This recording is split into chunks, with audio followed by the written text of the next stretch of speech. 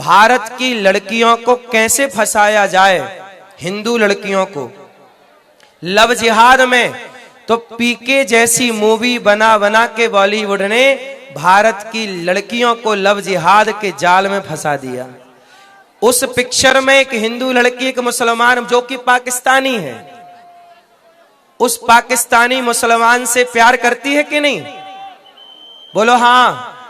तो पिक्चर बनाने का उद्देश्य क्या था कि बच्चों को शंकर जी से दूर कर देना, धर्म को, भगवान शिव को उसमें दौड़ा दौड़ा के परेशान किया गया, ये शिव का अपमान कराया और आखिरी में मैसेज क्या दे दिया कि मुसलमानों से प्यार देखो। इस तरह का है। आप समझ पाए इस गणित कुन की षड्यंत्र को, समझ पाए? नहीं समझ पाए, नहीं समझ पाओगे। आजकल लोग केवल संतों को बदनाम करना चाहते हैं।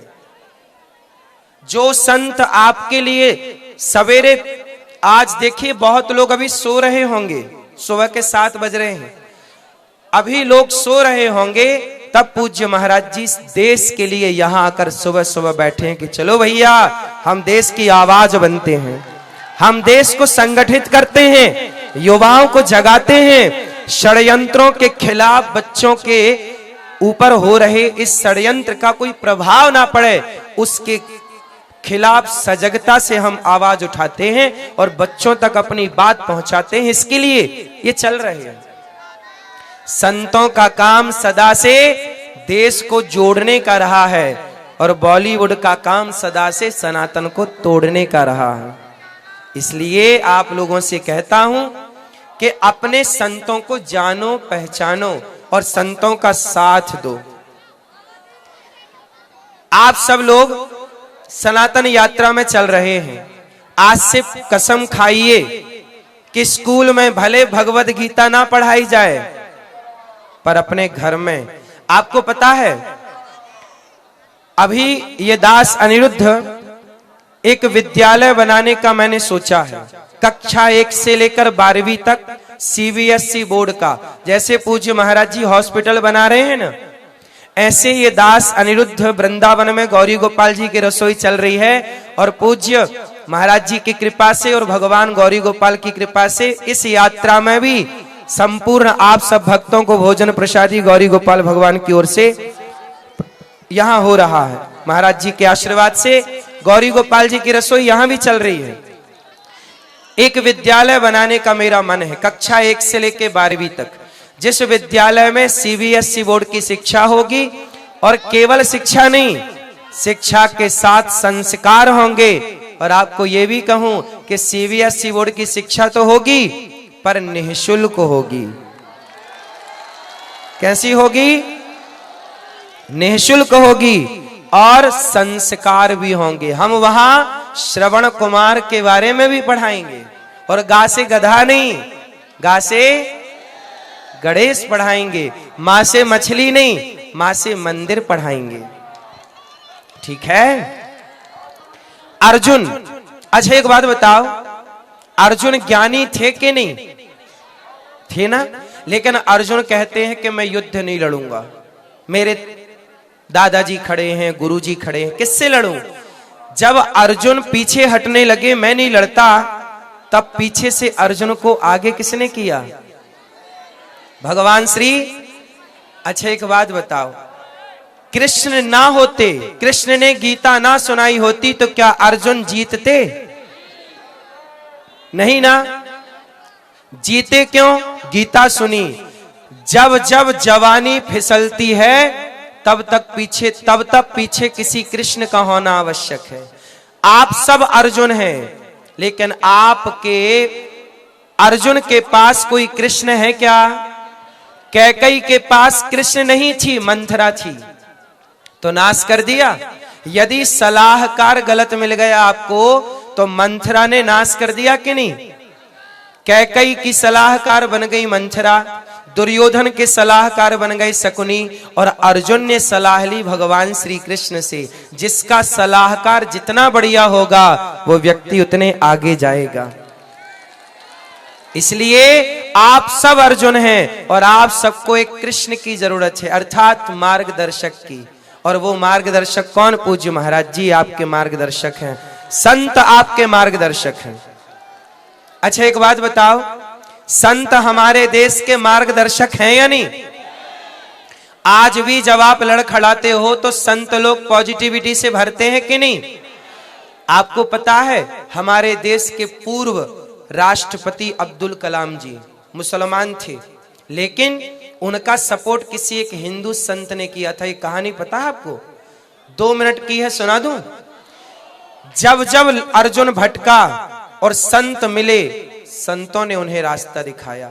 इसी दिल्ली में आज से बहुत वर्ष पहले अब्दुल कलाम जी आए थे इंटरव्यू देने, उन्हें बनना था पायलट। अब्दुल कलाम जी का सपना क्या था? पायलट बनने का। और यहां इंटरव्यू देने आए, फेल हो गए, पायलट नहीं बन पाए। उन्होंने सोचा कि चलो अब आत्महत्या कर लेते हैं क्योंकि सपना पूरा नहीं हुआ। तो वो चले गए हरिद्वार के और ऊपर। तो वहां पर ना वो तलाश रहे थे कहां से छलांग मारूं गंगा जी में, मरने का। चलो मर जाते हैं। शाम का टाइम था, एक संत जी वहां से गुजरे। ये सच्ची घटना अब्दुल कलाम जी की, ये कोई कहानी नहीं है, सच्ची घटना। उन्होंने एक संत मिल गए और संत ने कहा भाई क्या कर रहा है? बोले मरने की तैयारी, मैं मरना चाहता हूं। क्यों? बोले मैं सपना देख के आया था, सपना है मेरा कि मैं प्लेन उड़ाऊं और मैं पायलट बनूं, पर मैं फेल हो गया, अब मैं जीना नहीं चाहता, मर जाऊंगा। तब संत जी ने कहा चल मर जाना, पर कल मरना भी, रात हो गई, चल मेरे साथ। तो एक संत जी ने अब्दुल कलाम जी को अपने आश्रम ले गए, रात को बढ़िया रोटी खिलाई और कहा कि बेटा मर जाने से क्या पाएगा? बोले मेरा सपना पूरा नहीं हुआ। तब संत जी ने कहा कि भगवान तुझे और बड़ा देना चाहते हैं, इसलिए छोटा नहीं दिया। तू ये बनना चाहता था ना पायलट, पर भगवान तुझे बड़ा, तू और प्रयास कर, मेहनत कर, शायद भगवान तुझे तेरे लिए बड़ी प्लानिंग कर रहे हो। मोटिवेट किया कि नहीं? और मोटिवेट करके उन्हें विदा कर दिया, किराया दिया, वो अपने घर गए, वहां पढ़ाई की और वो भारत के सबसे बड़े वैज्ञानिकों में एक वैज्ञानिक हुए और सफल राष्ट्रपति भारत के बने अब्दुल कलाम जी। याद रखिएगा, हम सनातनी किसी मुसलमान को भी गलत शिक्षा नहीं देते, हम मुसलमान को भी सही शिक्षा देकर भारत का सबसे बड़ा वैज्ञानिक बना देते हैं। ये सनातन है। हम सनातनी सर्वे भवन्तु सुखिनः सर्वे संतु। हम ये नहीं बोलते कि मुसलमान का बच्चा है तो हम इसे गलत रास्ता बताएंगे, नहीं। हमारी शरण में मामेकम शरणम व्रज, भगवान कहते हैं सनातन की शरण में जो आएगा, सनातनी उसे अपने से भी श्रेष्ठ बनाने का प्रयास करेगा। संत लोग, चाणक्य ने चंद्रगुप्त को अपने से भी ऊंचा बना दिया कि नहीं? सम्राट बना दिया। बोलो हाँ। हमारे देश का संत आपको अपने से भी ऊपर ले जाना चाहता, अपने से भी बड़ा बनाना चाहता है। जब हनुमान जी राम की शरण में आए तो हनुमान जी को राम जी ने अपने से भी बड़ा बना दिया कि नहीं? जितने मंदिर इस देश में राम जी के हैं, उससे ज्यादा मंदिर हनुमान जी के हैं। राम जी की शरण में आए। अच्छा बताओ, विभीषण को लात मार के रावण ने निकाल दिया, लेकिन जब राम की शरण में आए तो लात खाने वाले विभीषण को लंका का राजा बना दिया कि नहीं?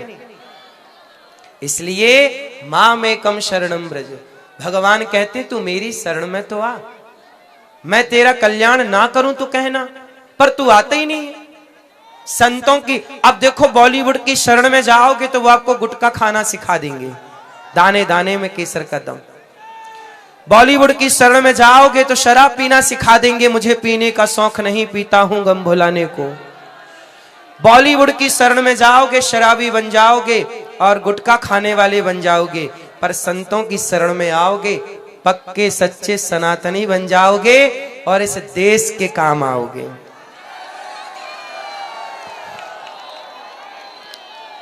आराम से आराम से आराम से बेटा, गिरना मत, आराम से गिरना मत। बात समझ में आई? तो आज से तिलक लगाओगे, बच्चों को गीता पढ़ाओगे, हम एक स्कूल बनाना चाहते हैं जहां बच्चों को गीता भी हो, रामायण भी हो, सीबीएसई बोर्ड की सारी शिक्षा नीतियां हो, सब सिलेबस हो, पर सनातन का भी एक अपना सिलेबस होना चाहिए। सनातनियों के लिए, मुसलमानों के लिए मदरसों में उनका अपना सिलेबस है कि नहीं है? उनके बारे में बताया जा रहा, हमें कोई आपत्ति नहीं। ईसाई लोग ईसाइयत पढ़ा रहे हैं, हमें कोई दिक्कत नहीं। मुसलमान लोग अपने मजहब को पढ़ा रहे हैं अपने बच्चों को, हमें कोई दिक्कत नहीं। तो सनातनी का बच्चा भी सनातनी की शिक्षा क्यों ना जाने? रामकृष्ण के बारे में, वेद पुराणों के बारे में क्यों ना जाने? बात समझ में आई कि नहीं? इसलिए मेरी मां, इतने सर्दी में भी आप यहां संगठित हैं, इतनी सर्दी में भी आप अपना काम धाम, आप इस काम की दुनिया में, आज सबको टाइम कहां है, सब काम में लगे हैं, फिर भी आप लोग इस सनातन यात्रा में सम्मिलित होने आए, अपना काम छोड़कर। सर्दी भी लग रही है तो भी आप खड़े हैं, ठंडी लग रही है तो भी आप खड़े हैं। आपकी इस एकजुटता को देख करके ना विधर्मी कांप रहे हैं इस समय। आप जब बिखरते हो ना तो लोग हंसते हैं कि देखो सनातन टूट गया, लेकिन आप जब संगठित होते हैं तो दुनिया आपको देखकर डर जाती है। सच कहूं मेरी मां, दुर्गा मां के कितने हाथ होते हैं? कितने? 10 कौन कह रहा है? दुर्गा मैया के हाथ कितने हैं? 8। 8 हाथ क्यों हैं? हम सनातनी 4 हैं। हम पहले भी ये बात कहते आए हैं, ब्राह्मण, क्षत्रिय, वैश्य, शूद्र। क्या हम चारों अलग अलग हैं क्या? कि एक हैं? दुर्गा मैया कहती हैं कि तुम 4 एक हो जाओगे तो तुम्हारे हाथ हो जाएंगे 8, और 8 हो जाएंगे तो जंगल के राजा शेर को भी अपना गुलाम बना सकते हो। इसलिए दुर्गा शेर पर चढ़ी हैं। संगठित होगे तो शेर भी तुम्हारा गुलाम होगा। तुम्हें किसी की गुलामी कब? जब तुम एक रहोगे। ब्राह्मण, अच्छा बताओ, ब्राह्मण कौन है? क्षत्रिय कौन है? वैश्य कौन है? शूद्र कौन है? ब्राह्मण हिंदू है, क्षत्रिय हिंदू है, वैश्य शूद्र। जब हम चारों एक हैं, अच्छा ब्राह्मण, क्षत्रिय, वैश्य, शूद्र चारों गंगा को मां कहते हैं कि नहीं? चारों अब लोग कहते हैं ना हिंदू मुस्लिम को भाई भाई जोड़ते हैं। अच्छा बताओ, आप कितने लोग गाय को माता कहते हो? क्या मुसलमान गाय को माता कहता है? ब्राह्मण गाय को माता कहता है? क्षत्रिय माता कहता है? वैश्य माता कहता है? शूद्र माता कहता है? जो गाय को माता कहते हैं वो हमारे भाई हैं, और जो गाय को माता नहीं कहते वो हमारे भाई नहीं है। सीधी बात। गंगा को माता कितने लोग कहते हैं? जो गंगा को माता माने वो हमारे भाई हैं। इसलिए भाई भाई, ब्राह्मणोस्य मुखमासीत बाहु राजन्यः कृतः ऊरु तदस जद वैश्यः पदभ्यांगुं शूद्रो अजायत। ये वेद वाक्य है। अच्छा बताओ, भगवान के मुख से ब्रह्मा, भगवान के मुख से ब्राह्मण, भुजाओं से क्षत्रिय, जंघा से वैश्य, चरण से शूद्र, तो चारों की उत्पत्ति एक से ही हुई? बोलो हाँ। तो हम चारों भाई हैं। कितने लोग मानते हैं हम चारों भाई हैं? लड़ाई करोगे? आपस में फूट डालोगे? कोई गरीब भाई हिंदू है, जरूरतमंद है, उसकी मदद करना है, उसकी हेल्प करना है। देखो ये दास अनिरुद्ध और पूज्य महाराज जी हमारे सनातनी इस यात्रा में भूखे ना रहें, इसलिए गौरी गोपाल भगवान ने दास अनिरुद्ध को प्रेरणा दी, महाराज जी ने आशीर्वाद दिया। और देखो इस सनातन यात्रा में गौरी गोपाल भगवान की रसोई चल रही है कि नहीं? सब खाओ प्रेम से। हम सब एक दूसरे के काम नहीं आएंगे तो कौन आएगा? हम एक दूसरे के काम नहीं आएंगे, कौन आएगा? इसलिए इस यात्रा में हमको एक रहने की शिक्षा पानी है। हिंदू राष्ट्र बनेगा तो गौ हत्या बंद होगी। कितने लोग चाहते हैं गौ हत्या बंद हो? कैसे बंद होगी? राष्ट्रीय पक्षी मोर हो सकता है, तो गौ माता राष्ट्र माता क्यों नहीं हो सकती?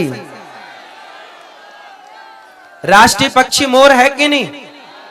जब पक्षी मोर राष्ट्रीय पक्षी हो सकता है तो गाय राष्ट्रीय माता क्यों नहीं हो सकती भाई? हमारी अपनी गाय में आस्था है। अच्छा सुनो, अभी कुछ दिन पहले कंट्रोवर्सी हुई थी ना, अब चलना है, टाइम हो गया। अच्छा सुनो, हमारे देश में कानून बना समलैंगिकता, सुना आप लोगों ने? समलैंगिकता का मतलब है कि लड़के लड़के ब्याह कर ले, लड़की लड़की ब्याह कर ले। आजकल ये कानून बन गया है। तो एक एडवोकेट मेरे पास आए, मैंने पूछा कि भाई ये कानून क्यों बना दिया? अरे बोले हमारा संविधान सबके भाव की कदर करता है। हमने कहा कि यदि, अच्छा बताइए इस देश में समलैंगिकता के पक्षधर कितने लोग हैं? आप लोग समलैंगिकता के पक्षधर हैं? तो देखो, आप में से कोई पक्षधर नहीं है। कोई नहीं चाहता कि आपकी बेटी का किसी लड़की से ब्याह हो, आपके बेटे का किसी लड़के से ब्याह हो।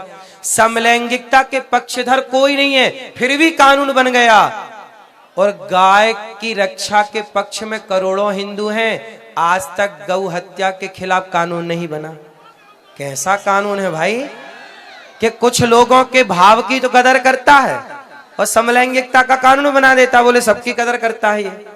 और गाय की रक्षा की जब बात आती है तो बोले नहीं जी, हम नहीं कदर करेंगे। अब बताइए, तो गाय राष्ट्रीय मां हो, राष्ट्र की मां हो, सब गाय का आदर करें। हम कहते सब ना करो, हम सनातनी करें, कम से कम गौ हत्या तो ना हो हमारे देश में। जिस देश में विप्रधेनु सुर संतहित लीन मनुज अवतार, गावो विश्वस्य मातरः, गाय सबकी माता है। आप बताओ, शिवजी के मंदिर में शिवजी के दर्शन के पहले गाय के बच्चे का दर्शन होता है कि नहीं? नंदी का, बोलो हाँ, होता है।